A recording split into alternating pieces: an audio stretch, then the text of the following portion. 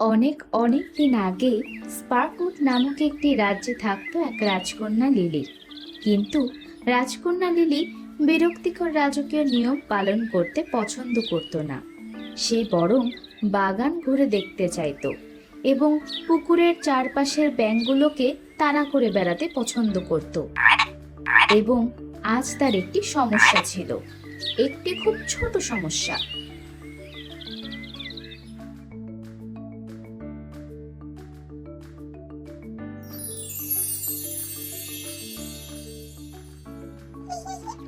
চলো রাজকন্যার চুলে জড়ি লাগিয়ে দেই।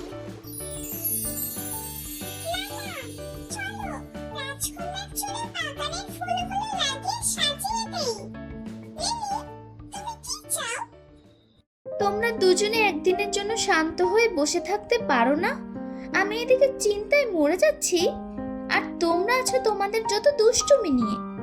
আমাকে আজকে রাজকুমার অলিভারকে অভিবাদন জানাতে হবে। তোমরা দুজন তো সবকিছুর জগাখিচুড়ি বানাচ্ছ।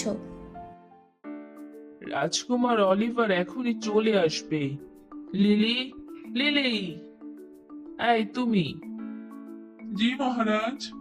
এখনই রাজকন্যাকে ডেকে নিয়ে এসো। রাজকুমার অলিভার আসার সময় হয়ে গেল। বাবা, তুমি কি আমাকে ডেকেছো? হ্যাঁ, তুমি কি তৈরি হয়ে গিয়েছো? রাজকুমার এখনই চলে আসবে যে। হ্যাঁ বাবা, আমি তৈরি।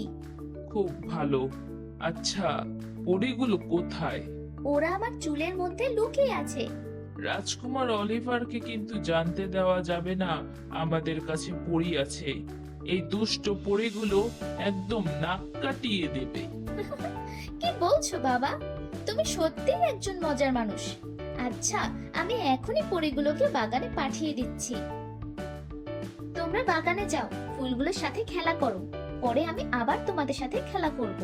না, আমি রাজকুমার অলিভারের জন্য একটি সারপ্রাইজ গিফট প্রস্তুত করেছি, আর সেটা খুব ভালো লাগবে। হয়তোবা। ও না। শুভ দিন মহারাজ, এবং হ্যালো রাজকুমারী লিলি। আপনার সাথে দেখা হয়ে খুব খুশি হলাম। হাই রাজকুমার, আপনাকে আমাদের দেশে স্বাগতম।